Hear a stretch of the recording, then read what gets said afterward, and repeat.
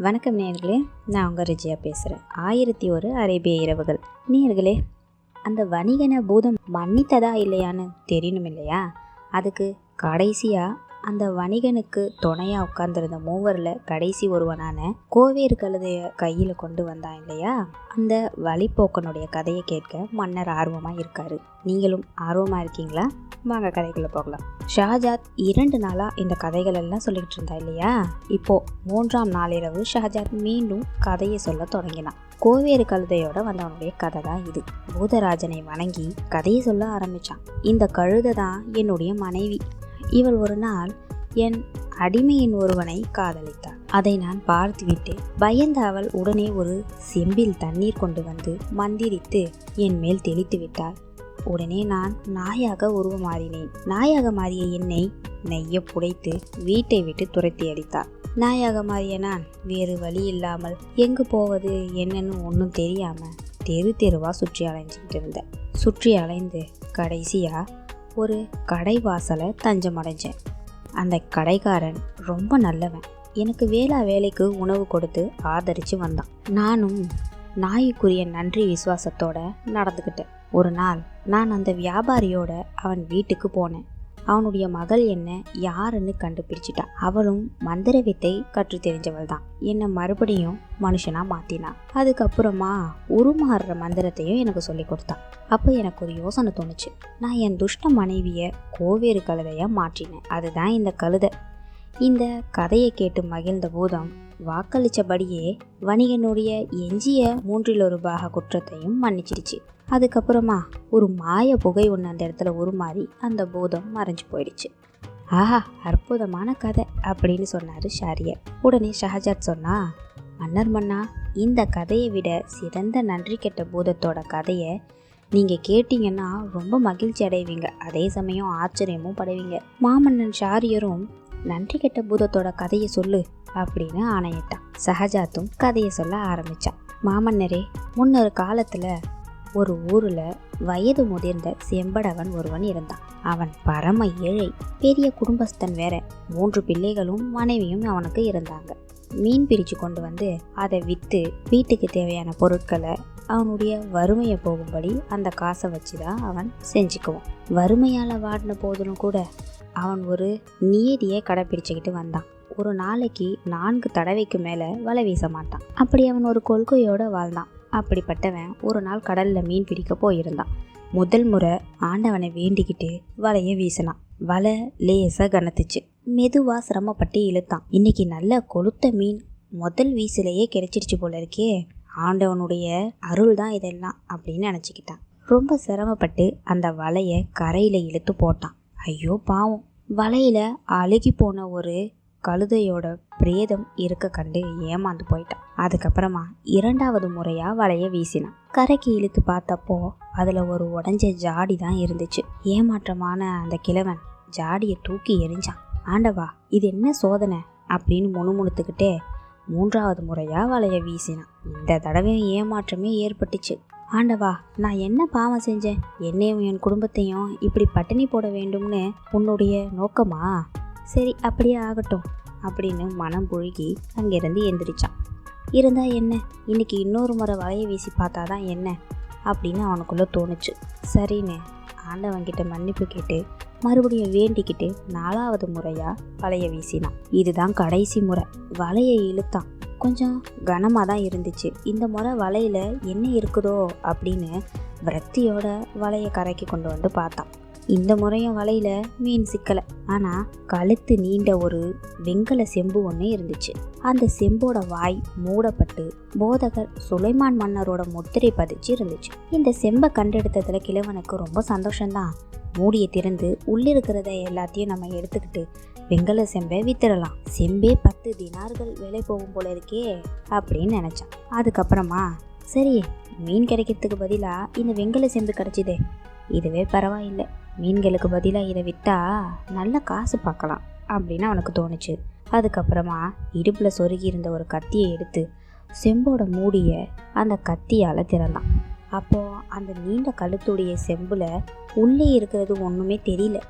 அதனால் செம்பை தலைகீழா கவிழ்த்து உலுக்கினான். அந்த செம்புக்குள்ளிருந்து மெல்லிய புகை ஒன்று கிளம்புச்சு.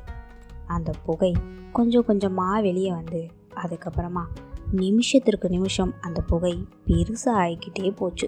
அந்த கிழவனுக்கு பயமோ பயம்.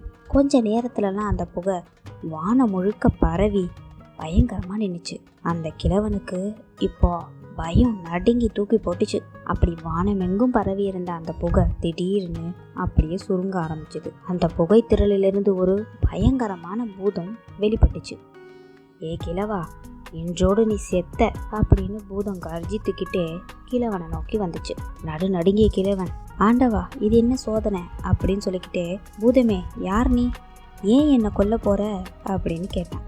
நான் யாரா இருந்தா உனக்கு என்ன, உன் விதி இன்னையோட முடிஞ்சிடுச்சு, உன்னை கொல்லத்தான் போறேன் பாரு அப்படின்னு பூதம் சொன்னதுக்கு அப்புறமா, பூதராஜனே உன்னை ஜாடியிலிருந்து நான் தானே விடுவிச்சேன், அதுக்கு இதுதான் பலனா அப்படின்னு கிழவன் சொன்னான். அட மானிட பதறே, நீ எவ்வளவு கதறினாலும் உன்னை விட போறதே இல்லை, பிறகு ஏன் வீணா பேசுற, நீ எந்த விதமான மரணத்தை விரும்புறன்னு சொல்லு, சீக்கிரமா சொல்லு அப்படின்னு கேட்டுச்சு பூதம். பயந்த கிழவன், பூதத்தரசனே, செம்புடைய மூடியில் இருந்தது சுலைமான் மன்னரின் முத்திரை இல்லையா, அவர் காலம் 1000 ஆண்டுகளுக்கு மேலாகிறதே, நீ இத்தனை நீண்ட காலமும் அடைப்பட்டு கிடந்த உன்னை நான் தானே மீட்டேன், நீ நன்றி இல்லாம என்னை கொல்லலாமா, இதுதான் முறையா அப்படின்னு கேட்டான்.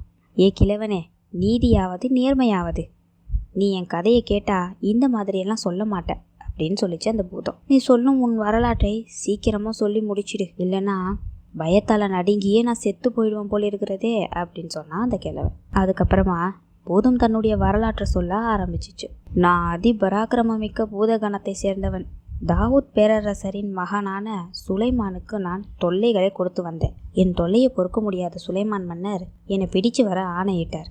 பார்க்கியாவின் மகன் ஆசை என்ற பராக்கிரமசாலி என்னை கைது செஞ்சு சுலைமான் மன்னர் முன்னிலையிலே நிறுத்தினான். எனக்கு புத்திமதிகள் சொல்லி தொல்லை செய்யாமல் இருக்கிறியா அப்படின்னு மன்னர் கேட்க நான் திமிராக எதிர்வாதம் செஞ்சேன். அதை கண்டு கோபப்பட்ட மன்னர், நீ கண்டெடுத்தியே இந்த வெங்கல செம்பு, அதில் போட்டு இறுக மூடி அந்த மூடி மேலே தன் முத்திரையையும் பதிச்சு கடலில் எரிஞ்சிட்டாரு.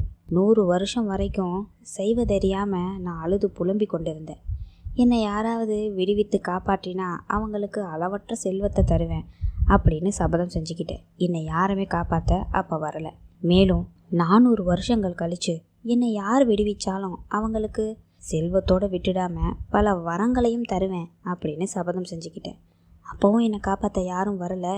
எனக்கு வெறுப்புனாலும் ஆத்திரத்தாலும் என்னை யாராவது காப்பாற்றினாங்கன்னா அவங்கள அந்த நிமிஷமே கொன்னுடுவேன் அப்படின்னு சபதத்தை எடுத்துக்கிட்டேன். 1000 வருஷங்கள் கழிச்சு இப்போ நீ என்னை விடுவிச்சிருக்க, அதனால் என் சபதத்தை நான் நிறைவேற்றியே தான் ஆகணும், உன்னை கொல்ல தான் போகிறேன் அப்படின்னு சொல்லிச்சு பூதம். பூதத்தால் தனக்கு மரணம் நிச்சயம் அப்படின்னு நினச்சிக்கிட்டான் அந்த கிழவன். பூதமோ, நீ எந்த விதமான மரணத்தை விரும்புகிற, சீக்கிரம் சொல்லு, நேரமாகுது அப்படின்னு விரட்டிச்சு. மனிதனுக்குள்ள பகுத்தறிவு பூதங்களுக்கு கிடையாது அப்படிங்கிறது கிழவனுக்கு நல்லாவே தெரியும், கேள்விப்பட்டிருக்கிறான். நீ எப்படியும் என்ன கொல்லதான் போற, ஆனால் நீ சொல்கிற இந்த வரலாற்றை நம்பவே முடியலையே.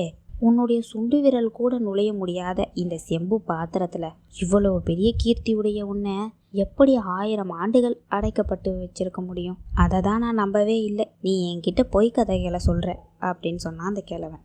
இந்த வார்த்தையை கேட்ட உடனே பூதத்துக்கு ரோஷம் பொத்துக்கிட்டு வந்துருச்சு. மனித பதற, நான் என்ன பொய்யா சொல்கிறேன்? நான் சொல்கிறது பொய்யா? பூதங்கள் எப்போதும் பொய் சொல்லாது மூடா, இதை கூட நீ தெரிஞ்சிக்க மாட்டியா? இதோ பார், நான் செம்புக்குள்ளே நுழைஞ்சு காட்டுறேன் அப்படின்னு சொல்லிச்சு. உடனே பூதம் மறுபடியும் கரும்புகையாக மாறி ரொம்ப மெல்லிசா சுருங்கி வெண்கல செம்புக்குள்ளே நுழைஞ்சிது. செம்பட கிழவனுடைய தந்திரம் பழிச்சிடுச்சு.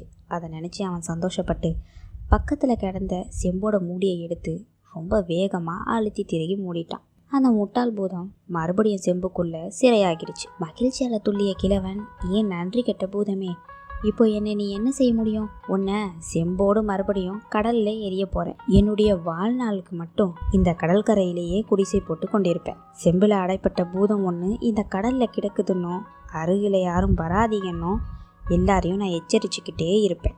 நீ இன்னும் பல 1000 வருஷம் இந்த செம்பிலேயே அடைப்பட்டு இங்கேயே கிடக்க போகிற பார் அப்படின்னு சொல்லி செம்ப கடலில் வீச போனான் அந்த கிழவன். பூதம் கிழவனை அழுது வேண்டிக்கிச்சு.